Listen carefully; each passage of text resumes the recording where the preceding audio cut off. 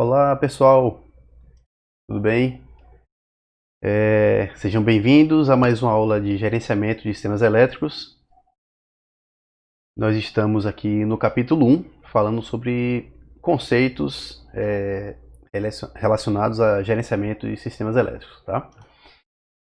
Na aula de hoje, pessoal, eu vou falar para vocês sobre as principais entidades do setor elétrico. Tá? Lembrando que na aula passada nós falamos ali sobre alguns conceitos básicos do setor elétrico brasileiro. E na aula zero, né, na primeira aula de todas, eu tinha apresentado para vocês o conteúdo geral dessa disciplina. Tá? Bom, hoje nós estamos aqui no item 1.2, principais entidades do setor elétrico. Tá? Então, pessoal, qual o objetivo dessa aula de hoje? Tá? Muito simples, ao final dessa videoaula, vocês deverão conhecer as principais entidades do setor elétrico brasileiro, suas funções e interações. Então, saber, né, em outras palavras, quem é quem no setor elétrico e como é que eles interagem, né, como esses agentes interagem entre si. Legal? Então vamos lá. Quem é quem no setor elétrico brasileiro? Essa figurinha aí, pessoal, que eu achei no site da Abrad, muito interessante, ela mostra de uma forma bem clara, né, bem geral assim, quem são os agentes do setor elétrico, quem é quem no setor elétrico brasileiro, tá? Então, nessa figurinha vocês podem ver aí, desde o presidente da República, né, o chefe do Poder Executivo, e vários outros agentes. Então, por exemplo, o Conselho Nacional de Política Energética é o órgão, né, a entidade, o agente, enfim, que vai dar suporte ao presidente na definição das políticas públicas, né, de energia, de políticas energéticas de modo geral, tá? Para não ficar trazendo aqui só para o lado da energia elétrica. Políticas energéticas, tá? Então, desde o uso de energia elétrica, gás, petróleo, enfim, tudo que está relacionado à energia, né, vai passar ali, vai estar sendo transmitido, né? É uma via de comunicação entre o presidente, vai passar por esse Conselho Nacional de Política Energética. É o órgão de assessoramento da Presidência da República para definição de políticas energéticas, tá legal? Então, esse é o CNPE. A gente tem também o Comitê de Monitoramento do Setor Elétrico. Então, depois lá da crise de 2001, né, do racionamento, da crise do apagão, como foi chamado na época, foi identificado, né, que era necessário ter um comitê para monitorar o setor elétrico, para não deixar as coisas chegarem a um ponto tão crítico como foi aquele lá em 2001. Tá? A gente tem outras figuras aqui, o Ministério de Minas e Energia, que é o órgão que vai colocar em prática, digamos assim, né, tornar, converter em leis, converter em normas, ou seja, colocar em prática as políticas que foram definidas pelo Conselho Nacional de Política Energética. Tá? Temos também a EPE, que é a Empresa de Pesquisa Energética, a gente vai falar um pouquinho sobre ela nessa aula. Tá? A Agência Nacional de Energia Elétrica, vamos falar também um pouquinho, mas já adiantando, a agência, é o órgão fiscalizador do setor elétrico. Tá? Quem faz toda a fiscalização do setor elétrico. A gente vai ter vários detalhes sobre a ANEEL logo mais. Temos também ONS, CCE, Câmara de Comercialização de Energia Elétrica, o ONS é o Operador Nacional do Sistema Elétrico, tá? E vários agentes aí de geração, transmissão, distribuição, comercialização e a Eletrobras, né, no papel da empresa do setor elétrico brasileiro, né? Empresa chefe assim do setor, a Petrobras do setor elétrico, como foi denominada no passado, tá? Mas assim, gente, no livro texto dessa disciplina, tá? Ele não aborda todas essas entidades não, tá?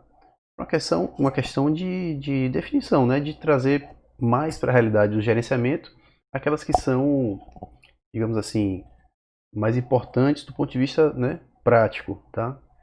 Eu recomendo que vocês conheçam, se vocês entrar no site do governo federal, vocês vão ter acesso o canal lá, né, a página do Conselho Nacional de Política Energética, e dentro do Conselho, digamos assim, uma seção, né, do Comitê de Monitoramento do Setor Elétrico, vai ter um vínculo lá com o Ministério de Minas e Energia, tá? A EPE, no caso, é uma página à parte, mas vocês navegando facilmente conseguem conhecer um pouquinho de cada setor desse aí, tá? Aqui, na aula de hoje, e no livro, texto, a gente tem lá como referência, desculpa, como principais entidades, né, que são tratadas no livro, a ANEEL, tá?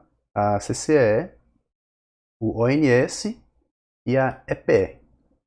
Então esses 4 agentes aí é que são destacados, vamos dizer assim, no livro texto da nossa disciplina, tá? E é sobre eles que eu vou falar aqui para vocês. Então vamos lá, pessoal. Começando primeiro aí pela ANEEL, tá? Agência Nacional de Energia Elétrica.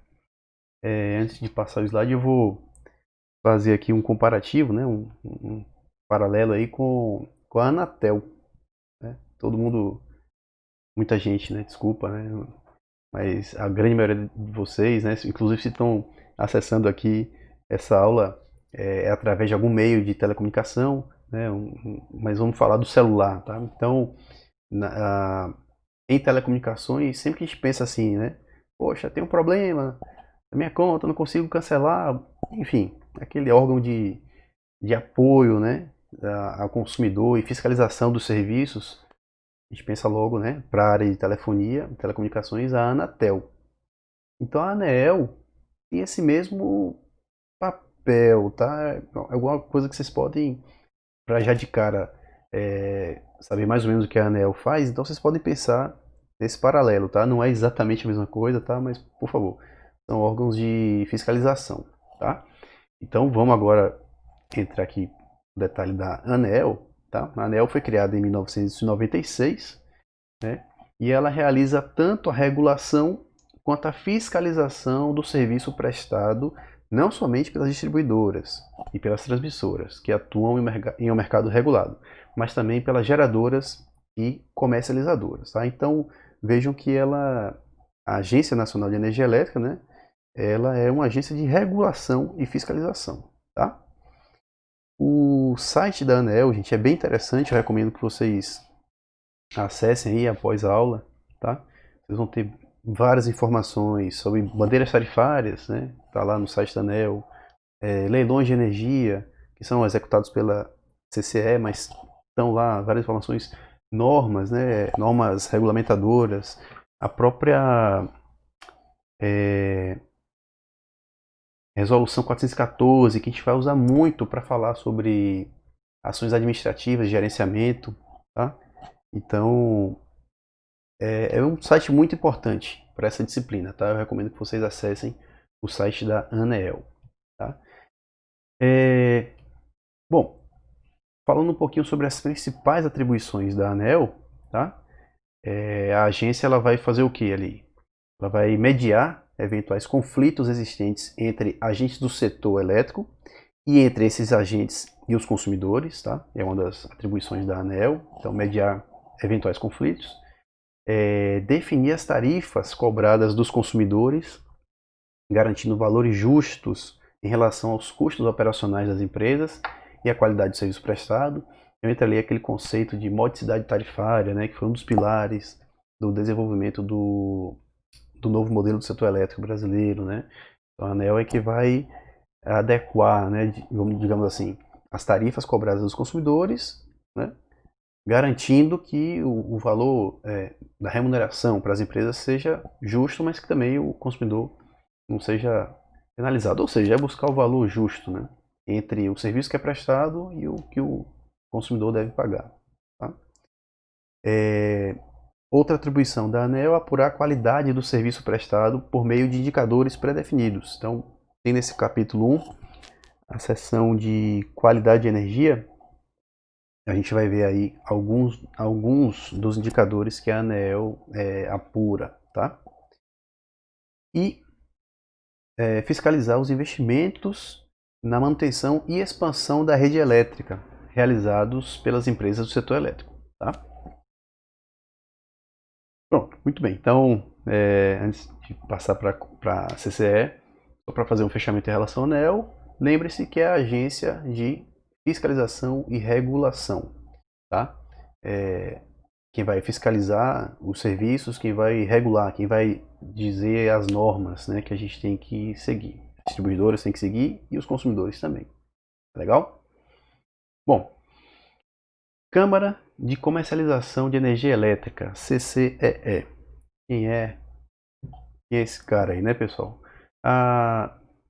Vamos lá. Com a finalidade de controlar e viabilizar as transações de energia elétrica das geradoras, das distribuidoras e das comercializadoras, foi criado em 1998 o Mercado Atacadista de Energia Elétrica, que na época era conhecido como MAI. Em 2004, o MAI se tornou a Câmara de Comercialização de Energia Elétrica, nome que utiliza até a presente data. Então, vejam só, a gente está falando, olha o nome, né? Câmara de Comercialização de Energia Elétrica. Então, esse setor, esse órgão, né, essa entidade, vai o que, gente, ó, controlar e viabilizar as transações de energia elétrica, tá? Vamos mais para frente aqui, tá? Desculpa, tem um site aí para você acessarem, www.cce.org.br. Também é um site muito interessante, tem uma seção lá de aprendizagem, portal de aprendizado, se eu não me engano. Vocês podem fazer um cadastro e tem informações bem interessantes, tá? Principais atribuições da CCE: implantar e divulgar regras e procedimentos de comercialização de energia elétrica, tá? Fazer a gestão de contratos do ambiente de contratação regulada e do ambiente de contratação livre, tá? A gente vai ficar muito claro isso na seção de entendimento, né, da resolução 414. A gente vai falar um pouquinho quem são os clientes livres, quem são os clientes cativos, tá? Então, isso no capítulo 2 vai ficar bem claro, tá? Que ambientes são esses? Poxa, eu tenho um ambiente de contratação livre? Sim, é para os consumidores livres, você tem um ambiente de contratação livre, né?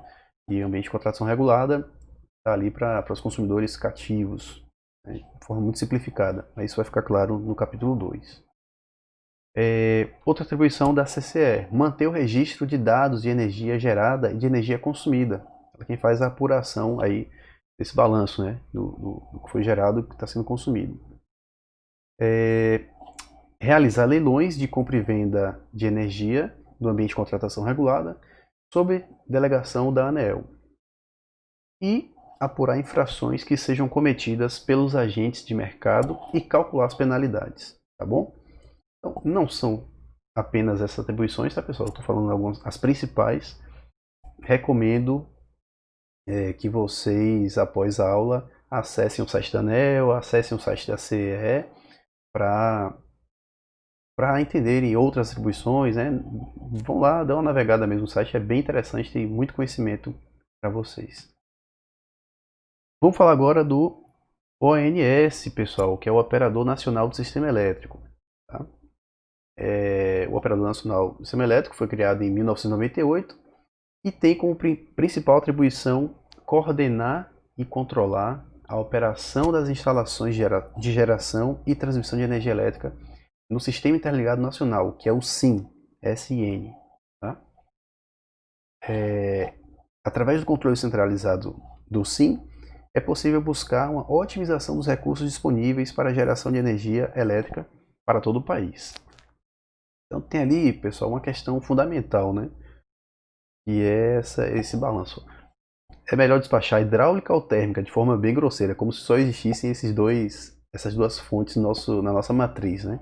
Hoje em dia, podem ver, inclusive no site do ONS, o peso, né, a importância da geração eólica aqui no Nordeste e em todo o país, né? Mas no Nordeste vocês observam que recorde atrás de recorde de geração eólica, né? A geração eólica sendo a principal fonte por vários dias, né?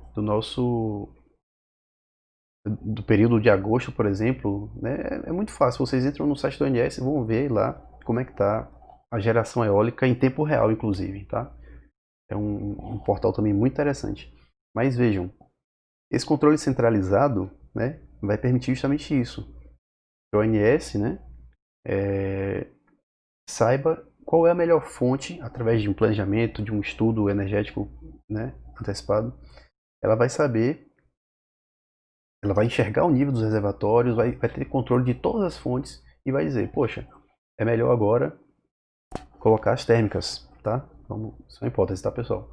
Mesmo que seja mais caro gerar agora com térmica, nossos reservatórios precisam, né, estar disponíveis para um pouco mais de tempo. Então, essa decisão, esse planejamento energético entre gerar com a hidráulica, né, com a hidrelétrica, ou usar a energia mais cara, que seria a térmica, vai ficar a cargo do ANS. Tá? Ainda sobre essa questão fundamental, vamos pensar. Gerar energia hidráulica, né, pelas hidrelétricas, é mais barato que a térmica. Então, poxa, eu quero economia, né? Eu quero ter energia mais barata. Então vai lá, gasta toda a energia que tem no reservatório, né? Vai ficar uma energia bem baratinha, bandeira verde. Mas aí daqui a pouco, ano que vem, não vai ter mais reservatório que aguente gerar energia. Então essa decisão tem que ser bem avaliada, tem que ser pesada, tá? Essa operação centralizada, esse planejamento centralizado, são lições aprendidas, né, daquela crise que a gente teve em 2001. Então, você precisa ter um planejamento centralizado, você precisa operar e despachar a geração de forma centralizada, para justamente otimizar os recursos disponíveis. Tá? E aí, então, sob o ponto de vista da operação do sistema, a ONS tem como propósito garantir a continuidade do fornecimento, evitando interrupções ou, na sua ocorrência, reduzindo ao mínimo o tempo de indisponibilidade da eletricidade. Justamente, pessoal, o operador nacional do sistema elétrico, ele vai querer o quê? Que ninguém tenha interrupção no fornecimento de energia. Né? Por exemplo, em uma usina, né, você pode, por uma necessidade de intervenção e manutenção, tirar uma máquina. Então o ONS enxerga isso e já solicita o despacho de outra máquina de outra usina, em outra região do país, inclusive, que não necessariamente o Nordeste. Né? Então ele faz todo esse jogo, né? Opera mesmo o sistema para que não falte energia, ou seja, para garantir a continuidade do fornecimento da energia elétrica. E se isso acontecer, que seja pelo menor tempo possível. E aí tem os programas de Black Start, né, que são usinas de autorrestabelecimento. Então, assim, se tiver um colapso, né, que é o indesejado, várias usinas espalhadas pelo país vão ter a capacidade de partir do zero, né, partir do escuro. Então, é o Black Start. E isso vai minimizar o tempo de um apagão. Ou numa ocorrência que seja não tão drástica, né, não tão intensa quanto um apagão, você tem ali uma interrupção, né, de um sistema menor. Isso, enfim, o ANS vai buscar o menor tempo, né, de indisponibilidade se ela vier a acontecer, se essa indisponibilidade vier a acontecer. Tá? O site do ONS é esse aí, www.ons.org.br. Tem um aplicativo, tá, gente, para o celular, bem interessante. Vocês podem ver em tempo real como é que está a geração, nível dos reservatórios. É bem interessante também, tá? Recomendo tanto a leitura e o acesso ao site, quanto, se vocês quiserem, baixar o aplicativo para ter em mãos ali, para se familiarizar com as informações do sistema elétrico nacional, tá? Sistema interligado. E, por fim, no caso aqui, né, essa quarta entidade que foi destacada aqui no nosso livro, Empresa de Pesquisa Energética, EPE. Pelo nome, né, pessoal? Empresa de Pesquisa Energética, você já deve ter uma noção aí do que ela faz. Bom, identificada a necessidade de haver uma entidade que realizasse o planejamento estratégico de longo prazo da expansão do sistema elétrico após o seu colapso em 2001. Então, né, depois ali da crise que aconteceu em 2001, a crise do apagão, foi identificada a necessidade de haver uma entidade que realizasse o planejamento estratégico de longo prazo da expansão do sistema elétrico. Ok? Então, em 2004, foi criada a EPE, Empresa de Pesquisa Energética. e tem por finalidade prestar serviços na área de estudos e pesquisas destinadas a subsidiar o planejamento do setor energético, tais como energia elétrica, petróleo, gás natural, carvão, fontes renováveis, eficiência energética, etc. Então vejam, pessoal, assim como o Conselho Nacional de Política Energética, né, não enxerga apenas energia elétrica, aqui também a EPE, que é o órgão de pesquisa, né, de estudos da área de energia, né, não olha apenas a energia elétrica. Então são estudos para as mais diversas fontes de energia que nós temos no país, né? Repetindo, petróleo, gás natural, carvão, fontes renováveis, eficiência energética, além da energia elétrica. Tá bom? O site da EPE é esse aí, epe.gov.br. Recomendo fortemente o acesso, né? Eles têm alguns documentos que eu vou falar agora pouco, mais para frente um pouquinho. Tem o Balanço Energético Nacional, né? Tem vários documentos muito importantes para vocês estudarem e acessarem. Antes de falar desses documentos, mais um comentário aqui, né? Com relação à expansão do sistema, a EPE faz o planejamento da expansão e realiza estudos preliminares de viabilidade, até a preparação para o leilão, e define o responsável pela construção da usina. O que quer dizer isso, pessoal? A empresa de pesquisa energética vai fazer o planejamento da expansão e, né, por ser essa entidade aí de pesquisa, de estudos, ela vai realizar os estudos preliminares de viabilidade, né, até a preparação para o leilão. Então, lá no leilão, vai chegar lá, né? Ó, um processo, né? Um leilão, um processo licitatório para dizer: preciso construir uma usina hidrelétrica no Rio Madeira, uma nova no Rio São Francisco. Então aí várias empresas, né? Vários consórcios até são formados, né? Vão olhar para aquele estudo preliminar e dizer: opa, eu acho que eu consigo construir essa usina. Portanto, tá. E aí vai acontecer o leilão. Quem fizer a melhor proposta, no menor preço, vai arrematar o leilão e vai receber aquela, né, vai ser responsável pela construção daquela nova usina, tá? Então a EPE faz o preparativo, faz o estudo preliminar desses empreendimentos, desses novos empreendimentos, tá? Principais documentos elaborados pela EPE são esse aqui, pessoal: o plano decenal de energia. Então você vê daqui a 10 anos, né, como é que vai estar, qual o plano, né, o que é que se pensa em relação à energia do Brasil. Plano Nacional de Energia, e o Balanço Energético Nacional, que é um documento muito interessante, mostra, e aí sim, falando agora especificamente sobre energia elétrica, como é que é o comportamento, a participação de cada fonte, né, hidráulica, eólica, térmica, solar, biomassa, enfim, na geração, né, a participação de cada fonte dessa na geração em um ano, né? O horizonte é sempre de um ano, né, esse Balanço Energético Nacional. Com o imposto de renda, né, você vê ali, estamos em 2020, você enxerga 2019 e diz: olha, foi dessa forma que aconteceu, né? O balanço, a geração e consumo, né, as perdas, enfim, aconteceram dessa maneira. Então você, em 2020, enxerga como é que o setor elétrico, o sistema elétrico se comportou no ano passado. E aí, em 2021, vai ser lançado o balanço do que aconteceu esse ano. Muito provavelmente, né, a gente vai ter comentários aí sobre o efeito da pandemia, na redução da carga e tudo mais. Então isso vai ser comentado com muita propriedade, com muito detalhamento, no Balanço Energético Nacional de 2021. Tá?